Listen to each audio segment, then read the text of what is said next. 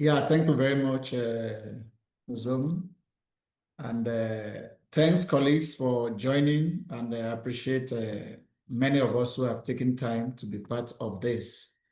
Generally, what we'll be looking into as one of the opportunity for the best practice, as made known by Nozomi, is the insight we have gathered on the gender dimension for AKILIMO, generally in Nigeria, Tanzania, as well as in Ghana.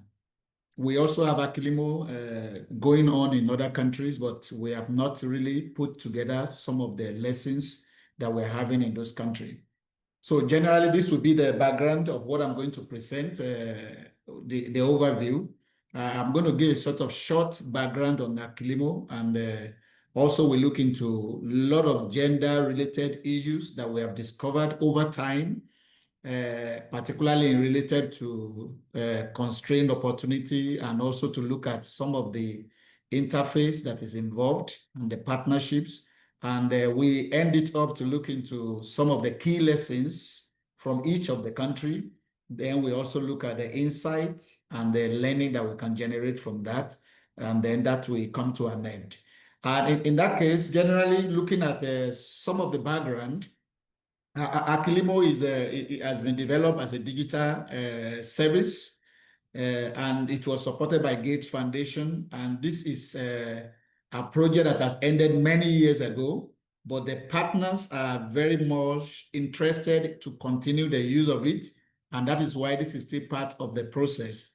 Basically, we look into about 4 recommendations, best planting practices, weed management, and tailored fertilizer recommendation, intercropping. For the optimal intercropping practices, we have a maize intercrop with cassava in Nigeria, and we have a cassava intercrop with a sweet potato in Tanzania.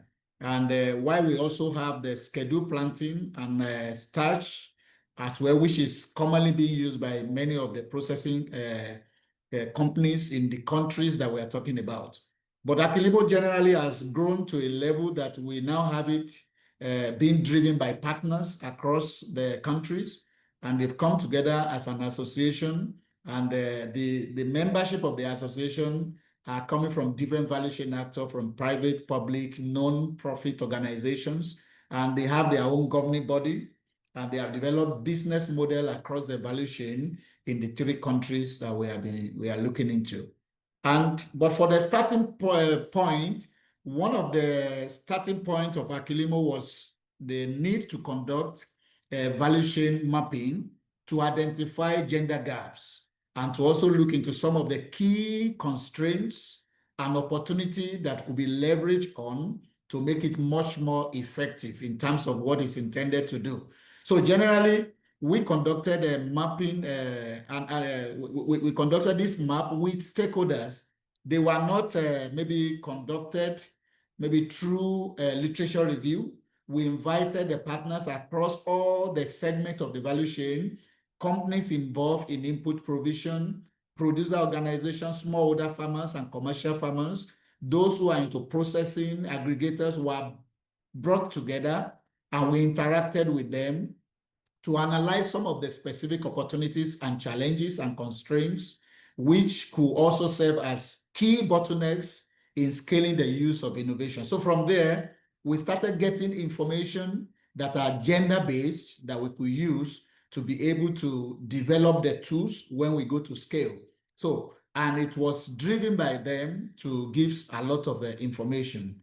And aside that, this is an example of a bottlenecks analysis that we did across all the segments. We were able to identify the key bottlenecks that are in the chain, and these are bottlenecks that are affecting women and men in each of the segments as identified generally. And aside that, the AKILIMO advisory tool, we have several tools, and we have a lot of interfaces that are also involved. From the beginning, after the mapping was done, and we have identified many of the constraints, and we observed that gender constraint has to be a very critical one, particularly in ensuring that we are able to get a mainstream both the importance of having women and men into it, as well as looking into youth that are going to be part of the process. So some of the interfaces we had were paper-based guides. We have the smartphone app, chatbot through USSD, and we have SMS and IVR. Now, this came up as a result of feedback we got from the mapping that was done, and we were able to, from this level, consider the end user feedback in terms of their preference through the UX user assessment that was done per gender. So we were able to get critical information from both gender to know what are the critical things that will attract them in terms of using this tool. But they mentioned all these tools already. And one of the strong things that came up then, female were already mentioning preference for video to be developed. And as a result of that, we were able to come up with both short and long version of videos. We call it farmer-friendly videos. And we also have short videos as a result of the recommendation that came with women that information remains with them more if we are able to have a video and they can visualize it, then they can be able to retain the information and use it in the field generally. And aside that, we have several steps, 10 steps that were followed for our scaling process. But in each of the steps, we were able to identify how we mainstream gender into the whole process. The first one is the demand generation. And that one was focused to different groups, and this includes women group as well, to be part of that particular group. We have a lot of organizations that were involved. And at this point, we ensure that there is representation across board, generally to them, in order to ensure that we are able to ascertain their commitment as a result of their interest to be part of the process and to be able to use it in their own network. And aside that, also, in the dissemination approaches to make them effective, we consider different dissemination approaches for diverse groups, and we were able to identify different cooperatives, including cooperatives that have been led by men and also by women. And from the process of having the steps continue in terms of scaling, we commenced already how to ensure sustainability by developing the sort of exit strategy so that it's not going to be project driven, because we know project is time-based and could come to an end. So as a result of that, we were able to ensure gender representation in building partners' capacity, looking into capacity that will remain with them and that can sustain the use of AKILIMO beyond the lifespan of the project. And also the aspect of institutionalization came up as well as part of what we look into.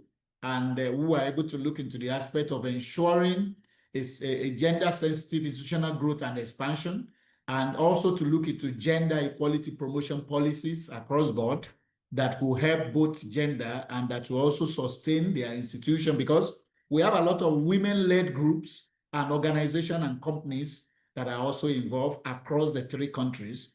And one of the step 6 is one of the effective ones that assisted in terms of ensuring we use complementary services to bundle the use of AKILIMO as core innovation. And there, we were able to develop a gender-specific need for bundling, especially financial inclusion. So because part of the partners involved, they are also financial institutions, they came up with financial products for women to make it flexible because of challenges of collateral that will be required by financial institutions. So all these were put into consideration to the level of even the monitoring and evaluation system we are using. We ensure that all data we are collecting are disaggregated, and we are able to obtain gender-specific insight from the data. And this helps us to have informed decision in terms of looking at the dissemination strategy. We can change the dissemination strategy by some of the data that is coming and the insight we are generating from both men and women that are generally involved. So as a result of that, those steps was able to open the use of AKILIMO up in terms of looking at the needs for men and also for women. And we were able to develop a gender-sensitive content in the process to ensure that many of the content are having specific information that will take care of different groups. And that's why for some of the recommendations that we have developed, we have customized information that are specifically for men and women. And based on their resources, particularly for women, we know many of them operate within small size of land. So the recommendation can take care of that. It has been customized to take care of both a bigger portion of land as well as smaller portion of land as well, which becomes easier for women to use the recommendation. For example, one of the recommendations is best planting practices, which was also tailored for small plots that are being managed by women. And we also have other recommendations like the cassava maize intercrop, which is also optimized in such a way that it can be used by women who are planting maize and cassava as intercropping practices for them. And aside from that, the content also take care of users in terms of their literacy levels. We look into ensuring we have simple language and visual content. Many of the content were translated because that was part of the feedback that was given in terms of making it much more easier for them to understand it and all that. Then I've made mention of video coming specifically from women. We also have some content that were pictorial in nature to make it easier to understand it based on some of the feedback that we're able to get. Also, there are audio-based content for users with limited reading ability. And most of the time, a lot of women in the rural location belong to this category. We were able to take care of that for them to become part of the process. And aside that, we did a network analysis to be able to ensure that the partners that are involved in all the intervention, they interlink with each other. We are able to identify several of them that are critical. If you look at those ones with different colors are the few partners that we started with, and we were able to work further with them to identify more partners. So we started with a very few partners, and today we have more than 200 partners that are involved in AKILIMO scaling, and they are already using it in their different networks. So now this network analysis was to look at partnering organizations that have network with farmers, and they can use their recommendation, and we're able to discover a lot of them through the few partners that were involved in the development of AKILIMO from the beginning. And that is what has led to having over 200 of them. But aside that, many of these partners came on board as a result of the fact that many of them were able to resolve some of the challenges that we discovered through the mapping that was done, which I show as part of the few initial slide. They were having solutions to those challenges, and that becomes a business for them. So that attracted them that they can solve certain problems and they can be able to make money. For an example, we have some feedback in the mapping that some women might not be able to purchase 50 kg of fertilizer. Then we have a partner who came on board to be able to come up with small packs for fertilizer so that it's accessible for women that are having small plots who that cannot afford 50 kg of fertilizer. And that was how the network analysis really assisted. And aside from that, we also analyzed further to look into value chain services across the value chain. And from there, we discover a lot of what women and men can do specifically, as well as youth. From there, we were able to have issues related to entrepreneurship for youth. We were able to see financial services and inclusion related to women and men generally.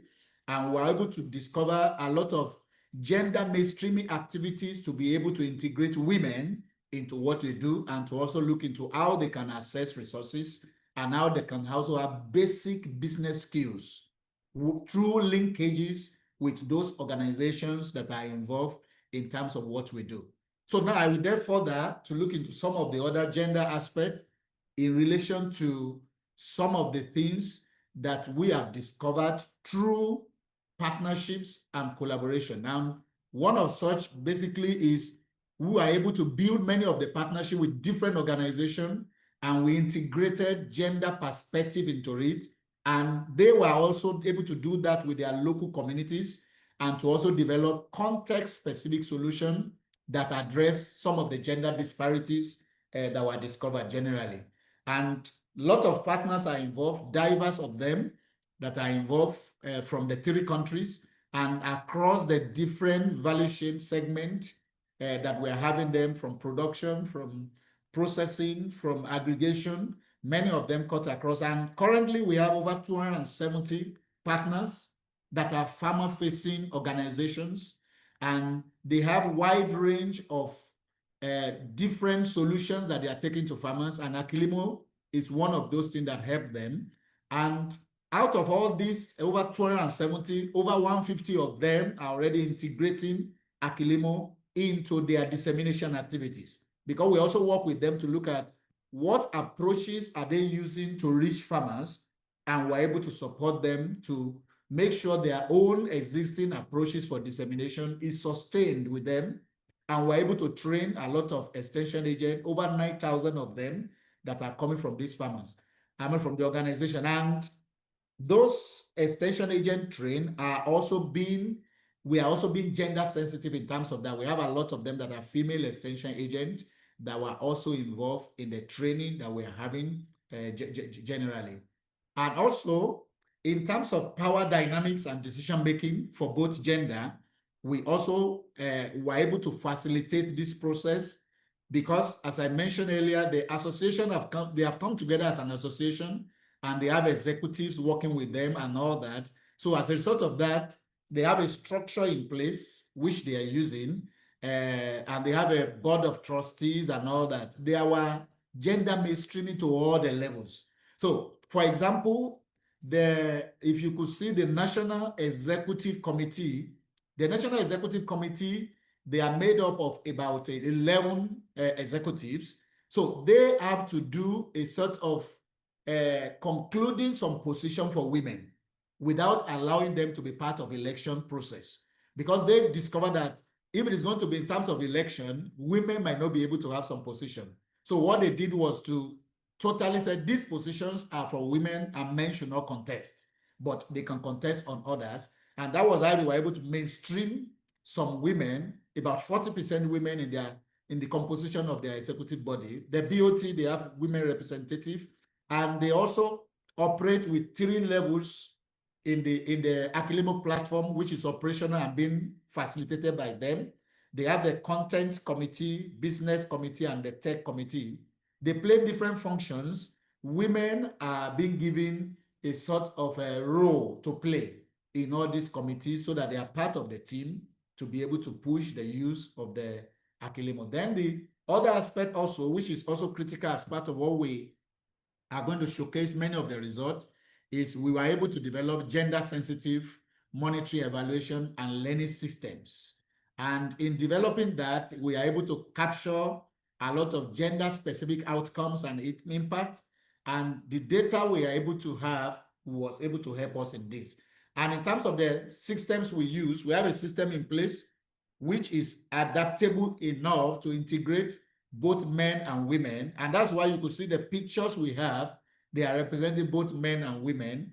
The system represents how we reach the farmers, but we go beyond that level. When you are being reached, we want to also find out the level of the awareness and the insight that has been generated. But the process started with extension agents that have been trained, who have the capacity to take that knowledge to the farmers, both male and female farmers. And the level of awareness is checked. We also continue to look at the use and how they also continue to be using the tool, so that it is not about reaching the farmers. We follow up to make sure that do they use what they have learned, and if they are using it, have they been able to change their practices?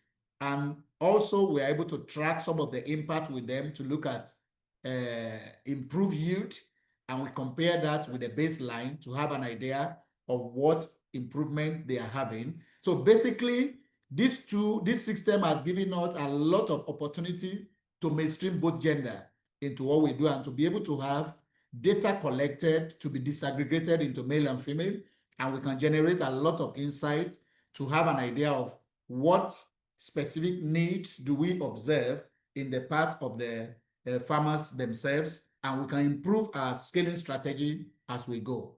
And for example, over time, using the tool, we have been able to reach a lot of farmers from 2019 to date. And as you can see, we have more of the partners we have reached that they are being led by private sector organization, and that is predominant in Nigeria as well as in Ghana and Tanzania. But we have more private sector led organization in Nigeria compared to the two other countries. And we were able to generate some of this data because of the sensitive gender systems that we are using in collecting many of this data across the year. And over time, the number of farmers that they are being reached by these organizations, they are increasing by the day, and we are tracking this to specific farmers. We have their geolocation point, we have their phone numbers, and we carry out survey regularly to look at the level of use and uptake of many of the innovations and the different use cases that they have adopted generally. So from some of the rich data that we have gotten over time, currently, if we are going to look at unique farmers that we are having, right from 2019 to 2024, we have not been able to pull up some of the data for this year already.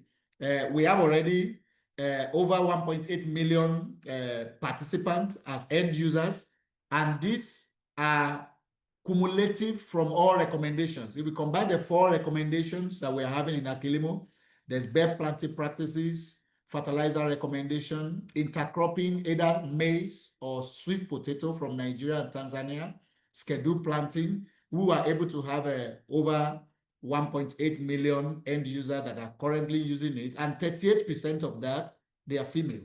And that is at the moment. But from the beginning, what we were having in terms of women involvement, in terms of those who are using the tool, wasn't up to this.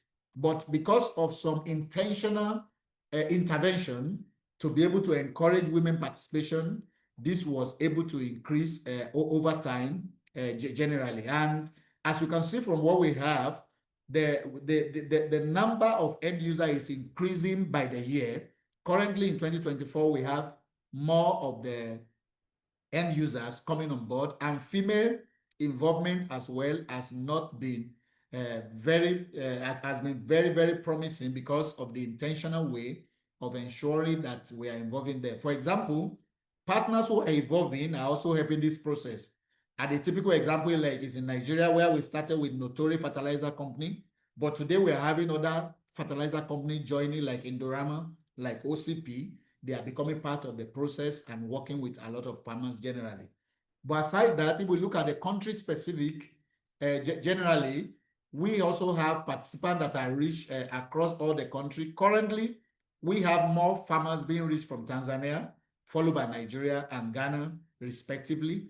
But when we come into terms of the top 10 farmer partners that are involved in reaching these farmers, you can also see that we are having Ministry of Agriculture and Ministry of Food and Agriculture in Ghana.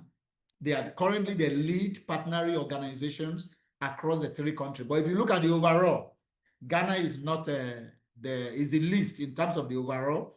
But if you pick specific partners, we have insight and learning across from them. And that is followed by MEDA. MEDA is in Tanzania. Isoko is in Tanzania. But we also have Coping in Nigeria.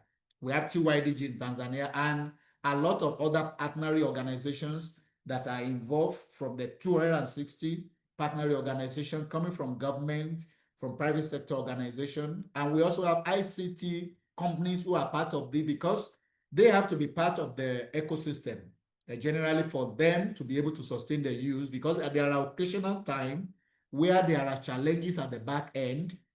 So they also assist to be able to help to resolve some of those things as part of the sustainability strategy that has been put in place generally. And also part of the Reach True Partnership that we have gotten, this is about the gender breakdown with age composition that we are having over the years. And as you can see that we have more of end users that are between the age of 40 to 64 years old.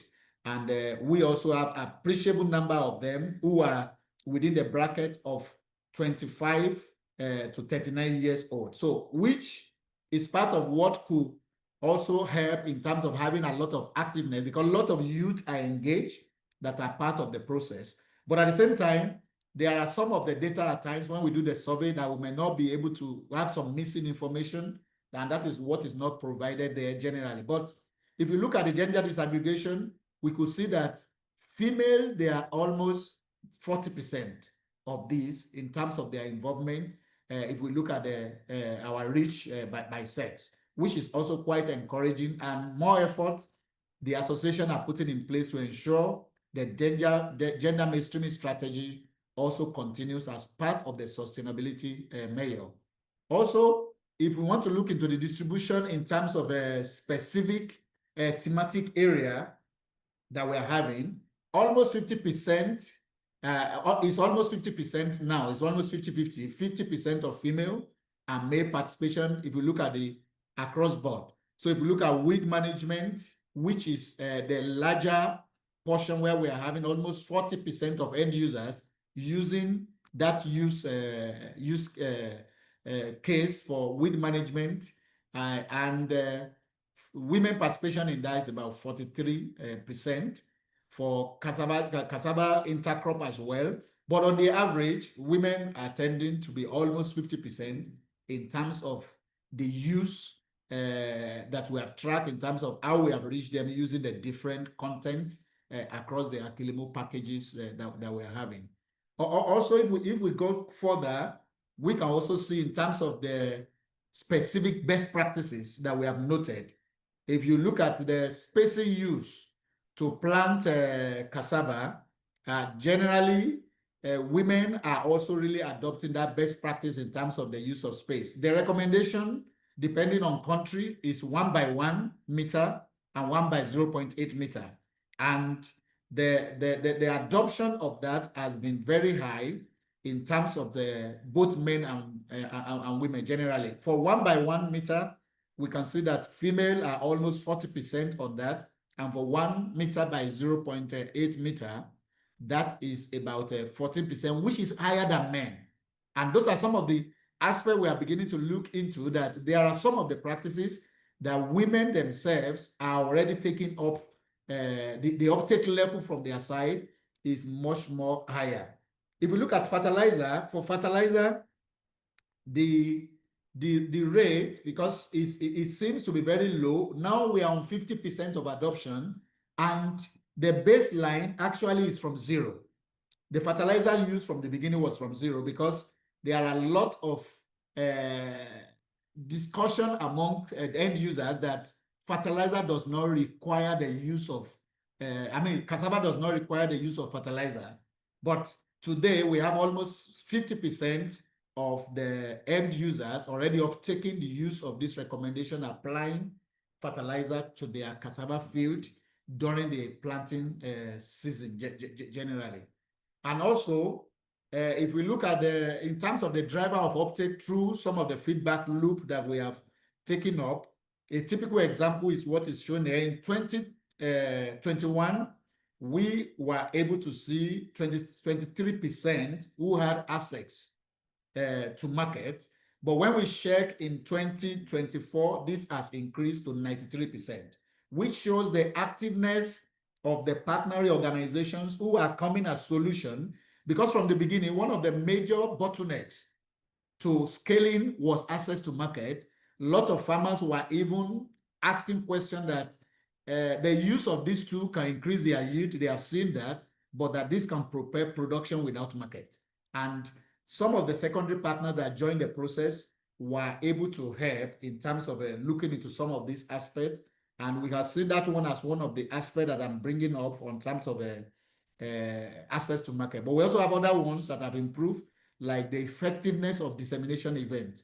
So we have seen some specific dissemination events that are much more effective for both gender.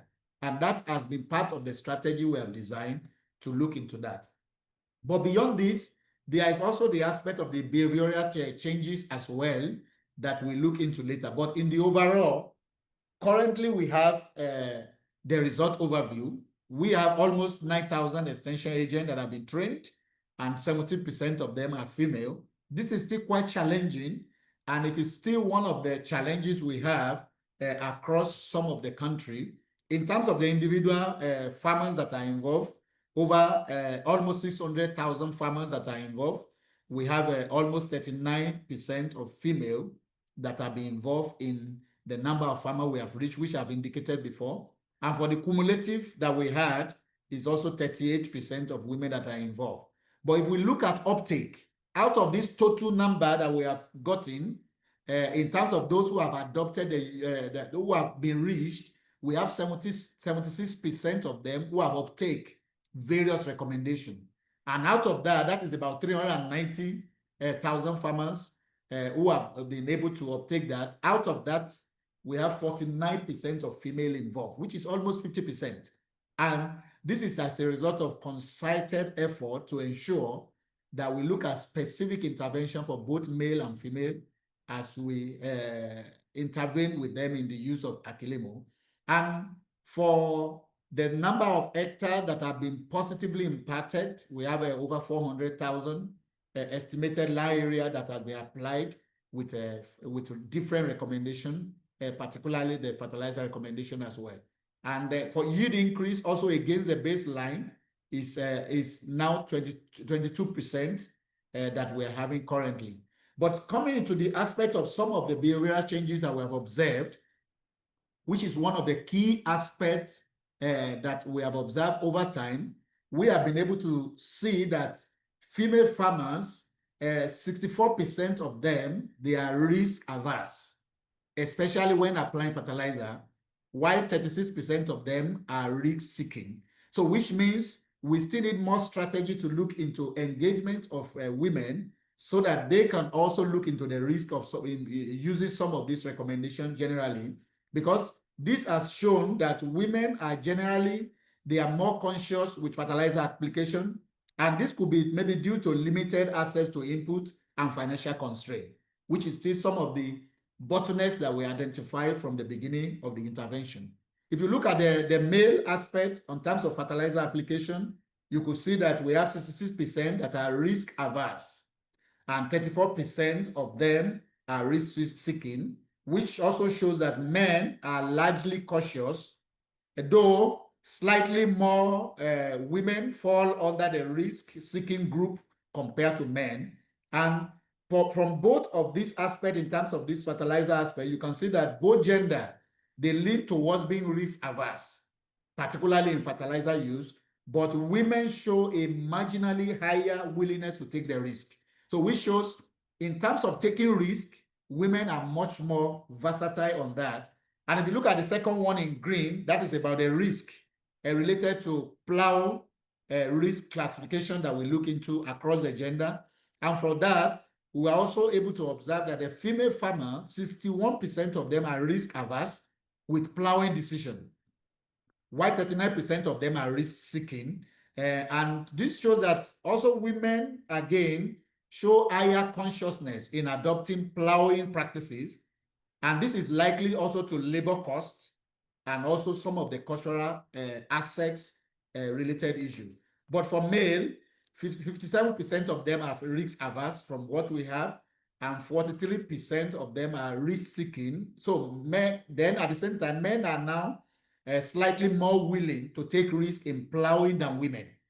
So in terms of plow, men are much more willing. But generally, one of the insights we have generated from this is that the gender differences are more visible in plowing compared to fertilizer use.